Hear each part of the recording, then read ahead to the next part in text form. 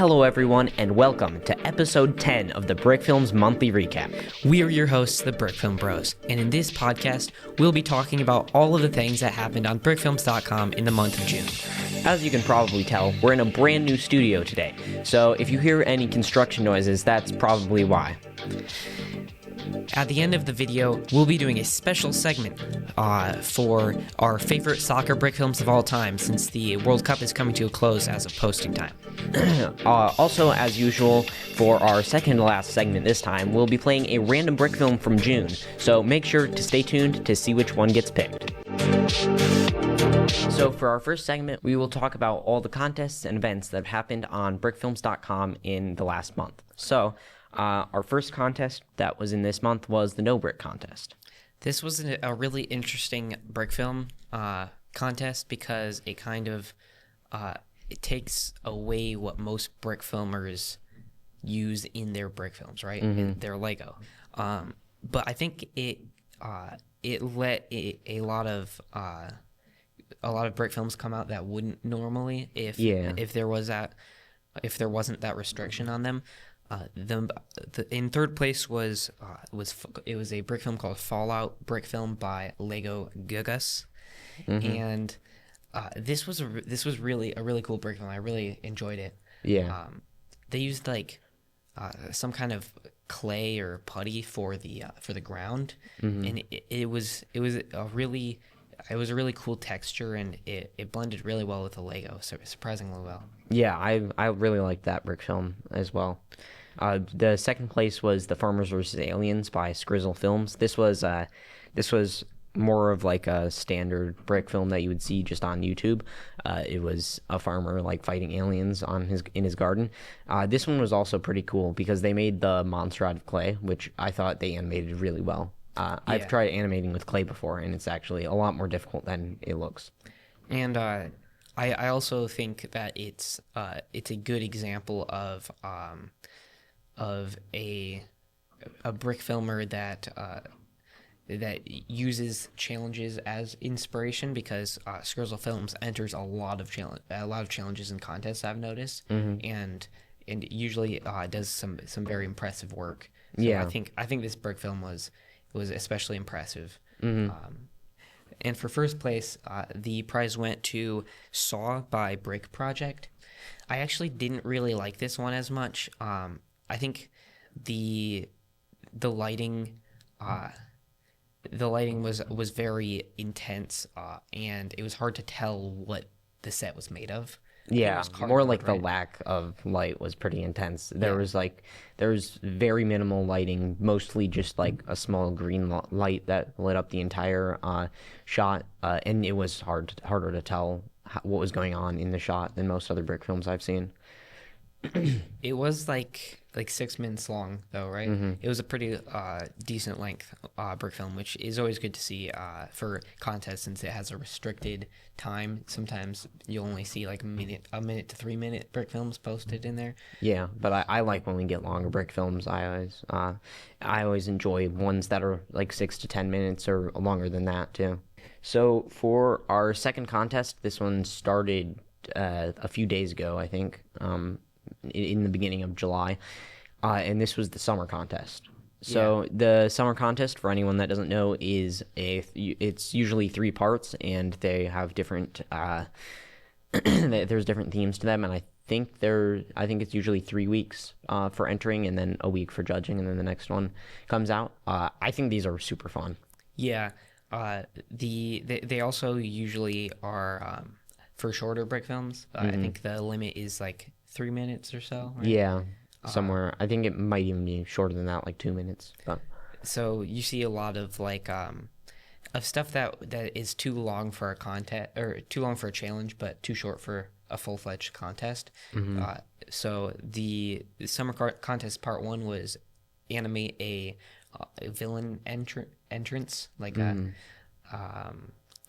there was a lot of really cool ones already posted. The one especially notable one that I want to shout out is I can't actually remember the name of it, but we'll have it pop up on screen. It's a Joker brick film, and they Oh drew yeah, that was over the good. frames to Hmm. like highlight the motions, and it was really unique and impressive. Yeah, I really liked that one. That's definitely my favorite entry into this contest so far. No, I think that's all we have for contests, right? Yep. So let's head on to our brick film segment. So for this segment, we each pick two brick films, and then we'll talk about the best or the things we like about each of them. So, do you want to start? My favorite brick film from June was by Teutonic Pictures. He does a lot of Marvel stuff, especially Moon Knight, and this one was another installment in his Moon Knight universe called Moon Knight: The Man in the Mirror. And this was a really cool brick film for multiple reasons. I think that the most impressive thing to me was the overall animation. It was a very realistic. Sometimes you'll get brick films that are like really smooth animation, but it still doesn't look like an actual movement. Like it's so smooth it doesn't seem as realistic, or like it doesn't have enough motion blur. But I think this one really achieved uh, a a level of animation that really drew you into it. Yeah, I really like his style. He does make super smooth animations, which I like. The one criticism I had for this brick film is some people use clay for blood, and I think it actually kind of makes it look less like blood than if you use like Legos, because it's not made of the same material as the figures, and it kind of just looks like it's just like on top of them as opposed to like coming out of the minifigures. So Yeah, I do think that the animation of the blood is really good. But I agree with you that the use of clay blood isn't my favorite. I like either like a straight liquid, like some kind like of paint or like something. paint. I really Right. liked when I forget the person that did this, but made he made gore effects with like raspberries, which was really cool. Yeah, and then also Legos, I think can achieve a really realistic blood, because it looks like it would come from like a minifigure would bleed Legos, like Lego, right? yeah, right. So I think I think that would be a improvement to this brick film. But overall, it was really a really cool brick film. Yeah, I liked it.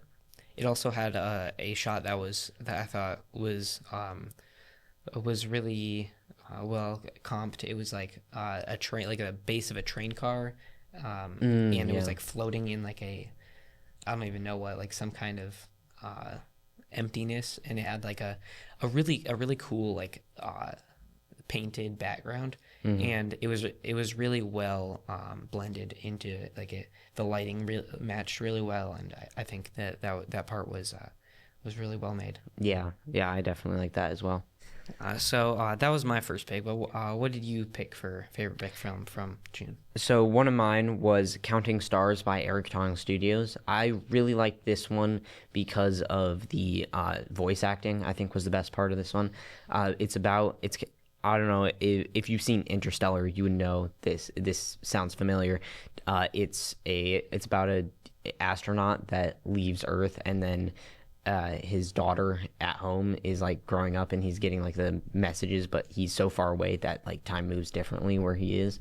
So she's already like grown up, and he's only like a few hours older. And I think this is a really interesting concept, and I think they actually did it really well in this movie. Like the voice acting really made it come together really well.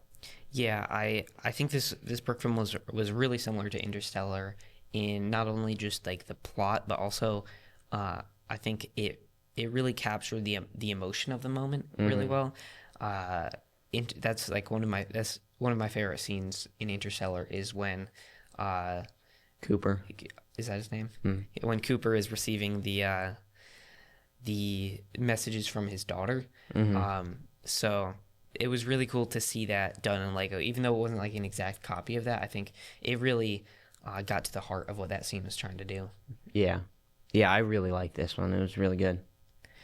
I think something that kind of drew me out of it though was the way they did the visor, because he was receiving it on like a um on like a Projection. on like a projection onto like his visor, like kind of like Iron Man's mask sort of thing. But the way they made that in Lego was they had a bunch of like it was probably like 5 pieces or like window pieces, and they had cracks in them, so it was kind of hard to see like or to imagine that being the mask. Yeah. Yeah, I think it might have worked better if they had added the layers onto a close up of the inside of his mask just without his face in it. I think that might have, or even like you saw from looking at his face and you mirrored it and put it on and like curved it around the curvature of the mask so you could see it from the outside and it was just like flipped backwards. I think that would be really cool. Yeah. So what is your second pick for Brickfilm from June? My second pick was a brick film called Lambency by Jason Spodek, and it was really good Blender animation, and you surprisingly don't actually see that very much in on brickfilms.com. Most people do it physically, but this one was so good I couldn't tell that it was Blender until I saw like the minifigs faces. Yeah, the only reason that I knew it was Blender before I watched it is because I know the guy normally does Blender stuff. But yeah, at the beginning I was like, is he starting to do physical animation? Because the lighting really made it look like real Lego, which Yeah. I don't see very often, and it was really cool to see in this one. Yeah, it was pretty short. It was made for a brawl, right? The brawl contest. Yeah, it was either that or the Brick Film Day. I don't remember which. Yeah, and I think the most impressive part to me was the texturing on the bricks. A lot of the time, like it'll just look really flat all over for Blender animations, but the texture on the bricks was super realistic, and also the lighting on it made it. I think it was very realistic lighting, kind of coming from one point only. How it would look if you were like actually animating. Yeah. So, Yeah, I think this was really good. The only thing that I think wasn't super great about it, animation wise, was there was one part where he had a lighter and he was holding the 1x1 tile in his hand and the fire was like on the back of it. But I think it would have been a lot better if he just had like a clip that had the fire in it, because I think that would have it would just made it look more like it was real Lego animation, and I think that part broke the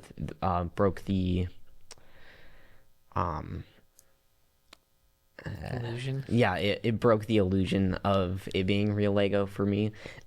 But yeah, I really like this one overall. Yeah. So what was your second pick for Brickfilms from June? So I think this one was overall my favorite, and this was Catching Up with the Past by Imaginator Productions. This guy does a lot of really good stuff, and this was his first time trying to be like really cinematic about it.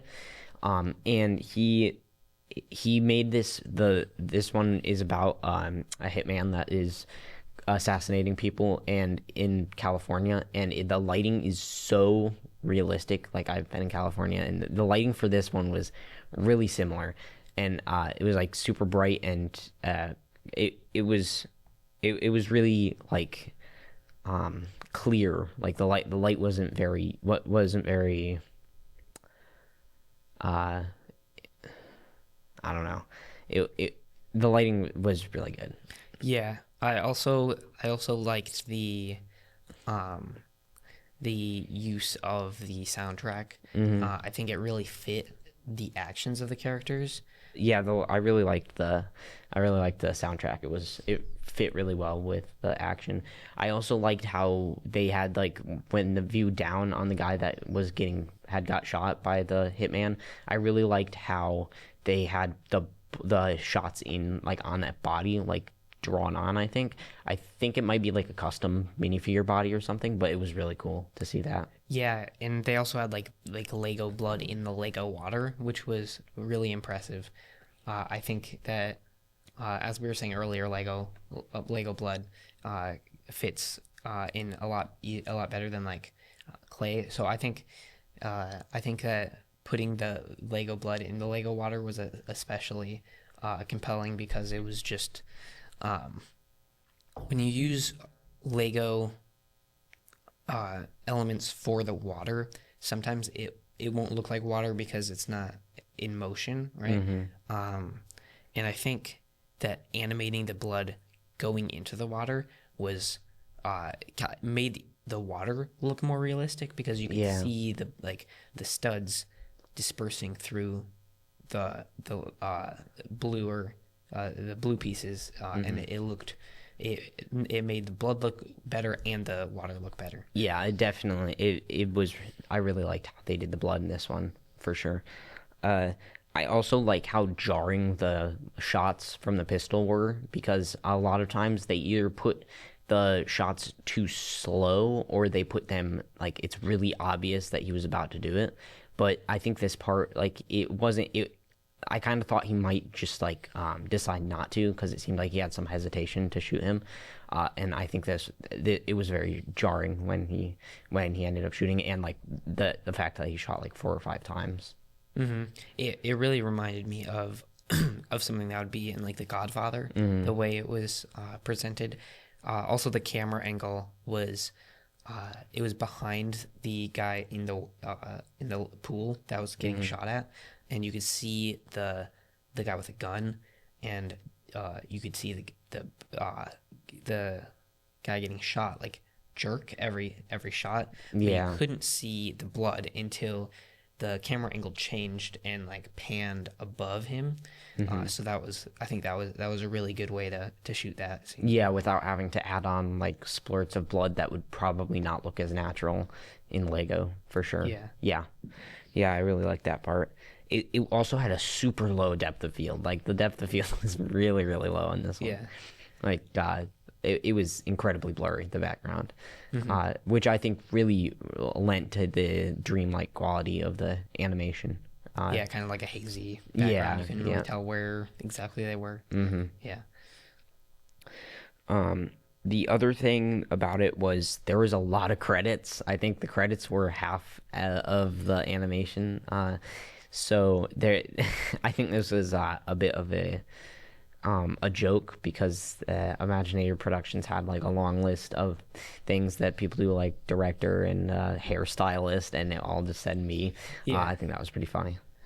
Yeah, and I also always like when they have like a slideshow of behind the scenes photos at the end of the Brickfilm. And those are awesome. There's a couple of those there, and the set design was also pretty cool in this Brickfilm. Yep.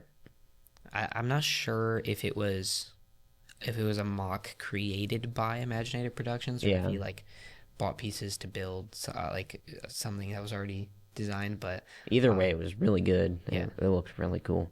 Yeah. All right, I think that's all we have for this segment, so let's head on to our random Brickfilm segment. In this segment, we will be playing a random Brickfilm from June and talking about it, so let's get right into it.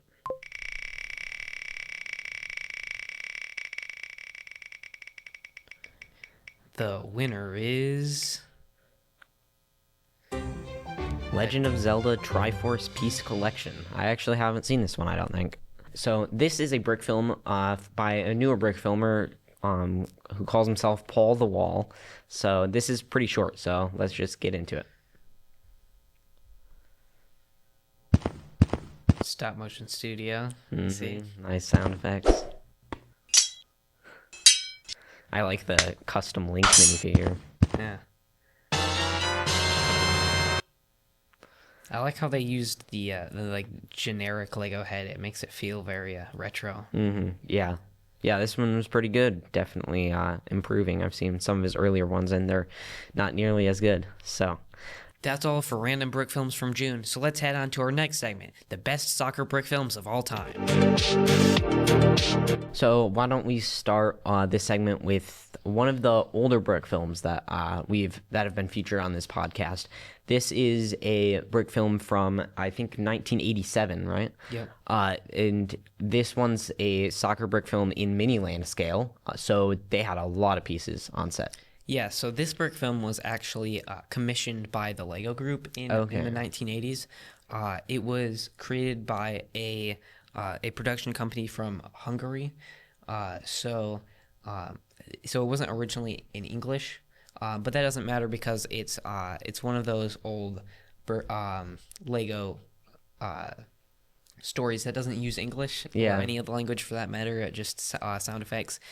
And I really enjoyed this. Actually, it was a really cool brick film. There was a lot of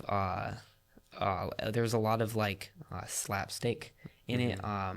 It reminded me a lot of Aardman films. Yeah, the animation style. Yeah, there was like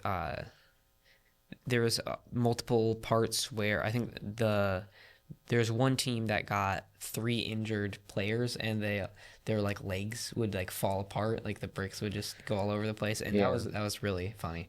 Yeah, I also liked the part where he caught the ball in his leg, and his leg just like shot out, and it got longer and longer, and then retracted. I think that was funny.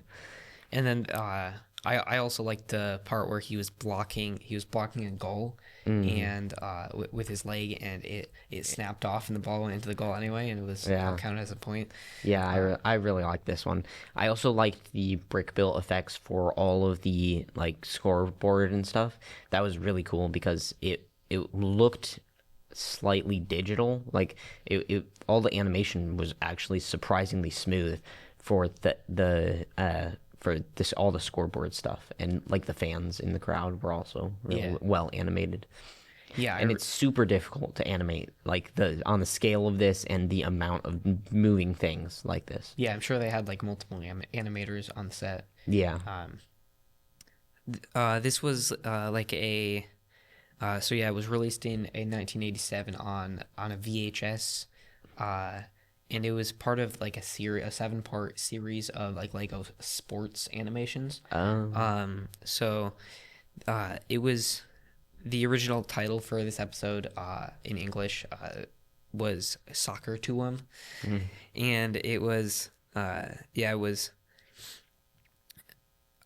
was originally released in Europe, but then it came to America in like the 1990s, and then it was actually reposted online, and it got a lot of views in 2005 by a company that was doing like throwback animations. So I really liked this animation. Yeah, definitely one worth checking out. And we also have a more recent brick film actually posted this month from World Cup 2026. By Starbrick Studios. He does a lot of soccer brick films, doesn't he? Yeah, he does. So this one was an animation of it was the England versus Croatia match that England won 4-2. Yeah, I know it was just the highlights, right? So just like all the goals, I think.